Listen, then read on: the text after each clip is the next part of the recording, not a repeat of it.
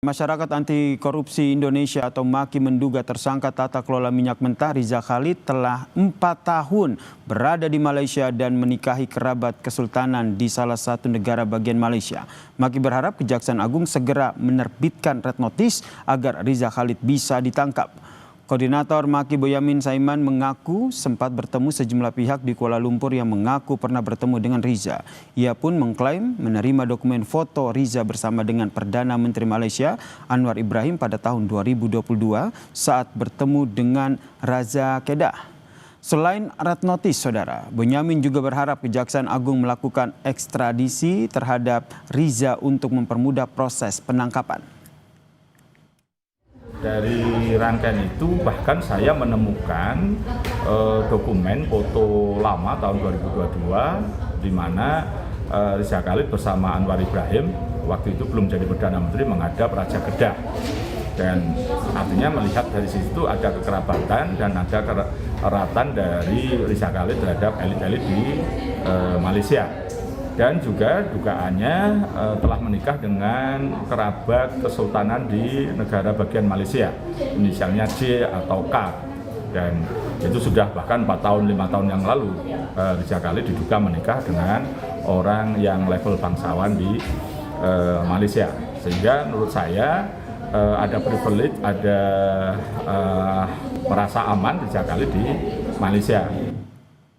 Kementerian Imigrasi dan Pemasyarakatan menggandeng Kejaksaan Agung dan Polisi Malaysia untuk memantau tersangka kasus dugaan korupsi minyak mentah Riza Khalid.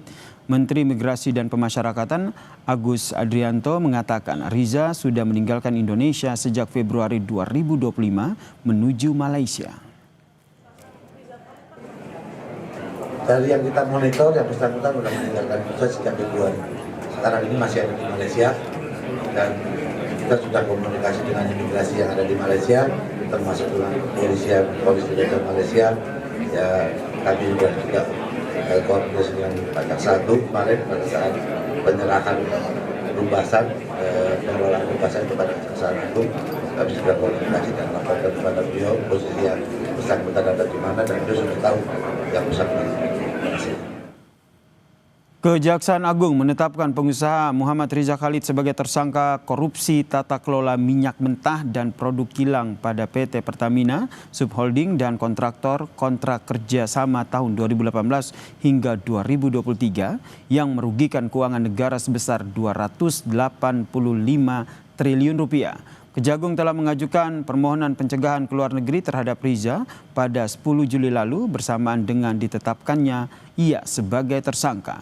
Riza Khalid diduga berada di Malaysia. Tersangka kasus korupsi minyak mentah saudara Riza Khalid diduga berada di Malaysia. Apa yang harus segera dilakukan untuk bisa membawa tersangka itu ke Indonesia?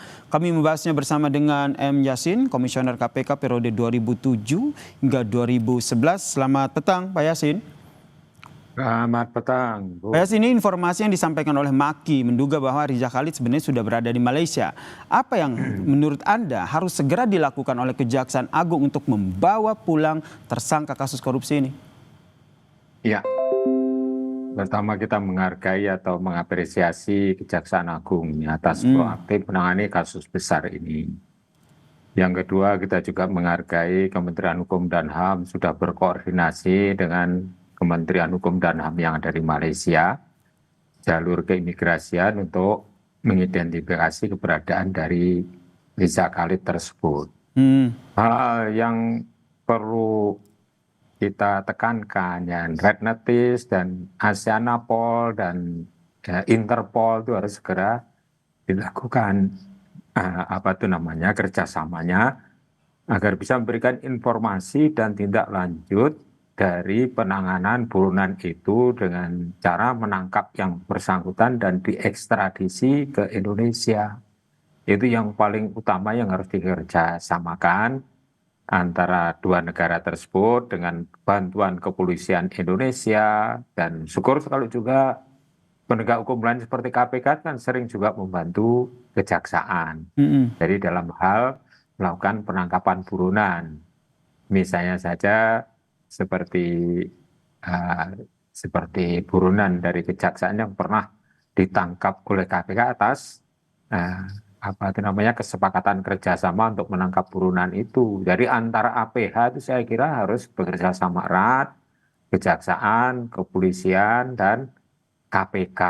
Itu, yaitu Tabrani Ismail ya, yang dulu pernah ditangkap buronan kejaksaan itu oleh KPK, ya kita serahkan kepada Kejaksaan Agung. Jadi katakanlah saling melengkapi lah, komplementari antara penegak hukum dalam kasus-kasus pencarian buronan yang berada di luar negeri ini. Saya kira akan cepat gitu ya. Kalau sudah betul. Menurut Anda akan cepat begitu ya? Kalau seandainya memang sudah diketahui keberadaan di Malaysia. Kalau proses kerjasamanya itu, apakah pengalaman Anda butuh waktu berapa lama begitu? Harus berkoordinasi dengan pihak pemerintah Malaysia, kemudian kepolisian Malaysia? Ya, itu cepat. Ya, itu misalnya kejaksaan juga berkoordinasi dengan kepolisian Indonesia. Nah, kepolisian Indonesia bekerja sama dengan Interpol, seperti yang KPK lakukan kan seperti itu, tidak meninggalkan satu sama lain. Yaitu kejaksaan kalau misalnya dalam hal aset recovery, mutual legal assistance kan harus melalui Kejaksaan Agung. Jadi saling komplimen antara penegak hukum yang ada di Indonesia ini, agar segera terrealisir, ketangkap itu buronan itu. Kalau di Malaysia itu deket. Nazarudin aja di Bolivia, itu di Cartagena, kota yang berarti menurut Anda harusnya Indonesia, cepat begitu ya Pak Yasin ya. Tapi ini informasi dari Makim menyebut bahwa sebenarnya Riza Khalid ini sudah lama begitu di Malaysia. Apakah ini bisa jadi indikasi ada yang menyembunyikan sehingga proses ekstradisi ataupun mengembalikan Riza Khalid ke Indonesia bisa dikatakan agak lama? Ya, ini kalau proses hukum ya memakai cara dari berbagai strategi lah begitu. Nggak bisa dengan Interpol, ya juga dengan kepolisian lokal, atau dari Kejaksaan Agung di Malaysia, atau juga lembaga anti korupsi Malaysia. Itu bisa saling mendukung, berikan informasi.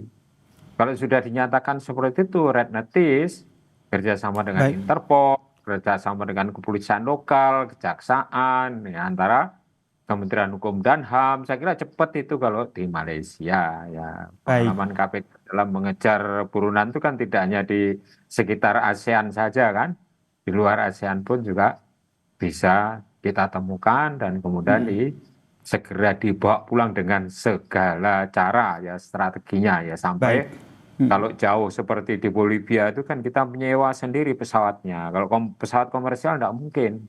Dia turun di mana, transit, nanti bisa lari, tidak bisa dikejar. Itu strategi-strategi pengalaman yang harus di-share. Apalagi kalau hanya dekat, kan tidak ada transit kalau misalnya dinaikkan ke pesawat gitu. Saya kira kita mendukung agar kerjasama antar penegak hukum, baik nasional atau regional, atau bahkan internasional bisa dilakukan segera oleh Kejaksaan Agung. Ini yang kita tunggu bersama ya, bagaimana langkah dari Kejaksaan Agung memburu jejak tersangka Riza Khalid di Malaysia ya. Terima kasih Komisioner KPK periode 2007-2011 M. Yasin telah bergabung bersama kami di Kompas Petang. Salam sehat. Ya, terima kasih. Dan saudara